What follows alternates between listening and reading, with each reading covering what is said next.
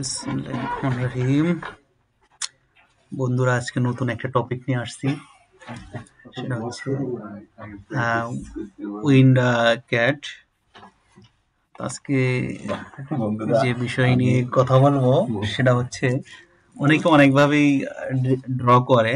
তো আমি সিম্পল একটা ব্যাক পকেট ড্র আপনাদেরকে বলে দিচ্ছি। অনেকেই অনেকভাবে করে। প্রথমত আইকনের সাথে আমরা একটু হই।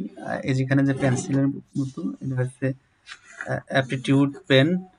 সো এটার কাজ নাই, যেহেতু আমরা এখানে ডেমো ভার্সন দিয়ে করতেছি, যার কারণে অ্যাপটিটিউড পেন থাকার পরেই রাইট বাটনে ক্লিক করলে একটা ইন্টারফেস ওপেন করবে, যেখানে অনেকগুলো লোগো আছে। এর ভিতরে হচ্ছে রেক্ট্যাঙ্গেল একটা লোগো, যেটা সেটা আশা করি দেখতে পাচ্ছেন। এটাতে চাপ দেওয়ার পরে চলে যাবেন হচ্ছে এখানে, আবার লেফট বাটন চাপ দেওয়ার পরে একটি ঘর টান দিবেন। দেওয়ার পরে সাপোজ আমরা সাধারণত ব্যাক পকেটের লেংথের মেজারমেন্ট 15 বা 16 হয়, আমি দিয়ে দিলাম হচ্ছে 15।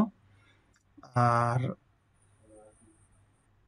উইদের মেজারমেন্ট সাধারণত আপনার দিলাম 14। তো দেখতেই পারছেন 14 না নিয়ে আমরা উইদেরটা নেব 7, হাফে করবো আমার প্যাটার্নটা। একটু বড় করে নিই। সাপোজ এখানে আমার যদি এখানে সাইড পকেট লেংথের মেজারমেন্ট চাই, সাপোজ এখানে আমরা 15 নিয়েছি, এখানে আপনার 13 হাফ চাই।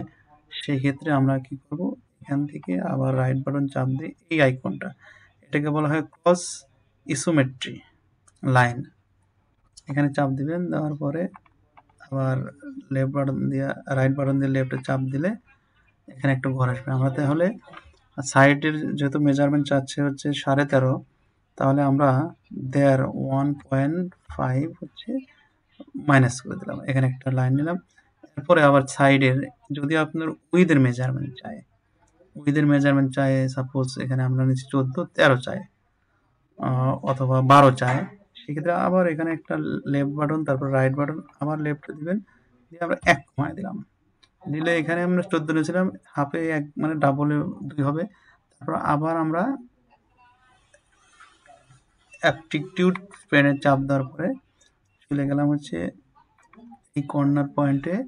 দেখেন এটা কিন্তু সোজা যাচ্ছে কোনো ইয়েতে, তখন রাইট বাটনের চাপ দিলে এটা ভার্টিক্যালি নেবে, নিয়ে এখানে এসে এই পয়েন্টে, যেহেতু আমরা এখানেই মেজারমেন্টে চাচ্ছে, দিয়ে আবার রাইট বাটন চাপ দেবেন।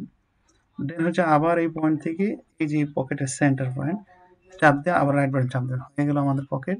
এখন আমার মেজারমেন্ট যদি দেখতে চান, আমার আর অবশিষ্ট অংশ রাখার দরকার নাই বন্ধুরা, এই যে কেটে দিলাম। এটা আমার দরকার নাই, হয়ে গেছে আমাদের পকেট, দেখতেই পাচ্ছেন। এখন আমরা এই যে একটা আইকন আছে, এই যে এই আইকনের নাম আছে সিমেট্রি অ্যাডজাস্ট। যেহেতু আমার ডাবল করতে হবে, এখানে নিয়ে আমরা এই পয়েন্ট থেকে এই পয়েন্ট পর্যন্ত একটা মার্ক করে এখানে সিলেক্ট করে দিলাম। এখন হচ্ছে রাইট বাটন 2 বার চাপ দিলে হয়ে গেল পকেট। আমার সেন্টারের মেজারমেন্ট দেখার জন্য এই যে জাস্ট এখানে চাপ দিলেন, দেখেন 15 আছে।